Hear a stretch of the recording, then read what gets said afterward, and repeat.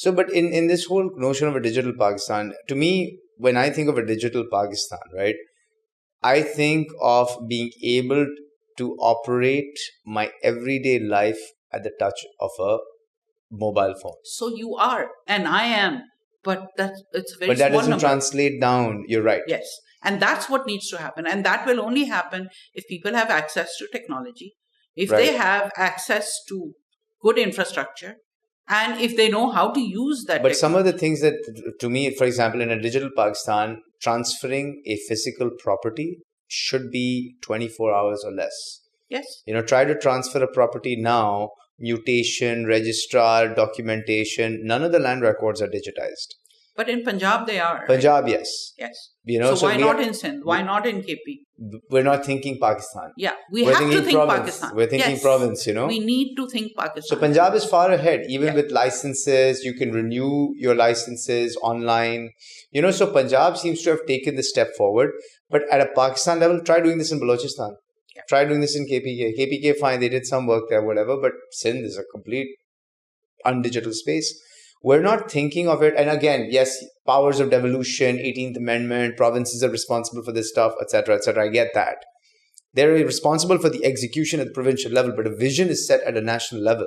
I agree. I feel that there is no clear vision for what does a digital Pakistan look like. You keep talking about it, but tell me as a citizen of the country, what does it mean for me? And whether I'm a citizen of SECA or I'm a citizen of SECE, how does it impact my everyday life? I have not heard that answer to this date. No, because they haven't thought of it. It needs to mean that I don't have to queue up outside multiple offices for hours on end in order to get anything done. So a digital Pakistan is an efficient Pakistan. It has It saves my time and my effort and my energy. And years ago when I went to Hyderabad, Dakkan, they had started that in India at that stage.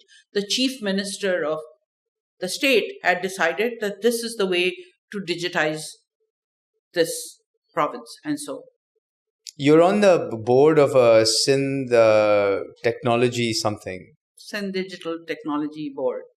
You can make that change, right? Sitting on that, take that Dakkan idea and no, why not? So I was also at one time on the Prime Minister's IT and Telecom Task Force. And there were about... Which one of our 15 Prime Ministers over the last 5 years was this? No, we haven't had 15 Prime Ministers. I'm exaggerating. But at one time it was Shehbaz Sharif. At one time it was Imran Khan. It doesn't matter. It doesn't matter who the person is. 15, 16 of us who are supposed to be people who are experts in the digital space flew to Islamabad at our own expense, stayed there to give them advice on what needs to be done. You flew on your own expense, wow. Yeah, they didn't pay for us. Everybody thinks that we were sort of benefiting treated lavishly. But we weren't. We went there because we felt it needs to be done. We gave them advice. We told them why we were giving them that advice and what impact it would have. Right. Maybe a couple of things were done. None of the other pieces of advice were followed. Is it because there's a lack of conviction or lack of leadership? Or lack of vision? I think all three. Or they're just too busy doing other things and those create a better visibility. Opening and closing NAB cases. I don't know.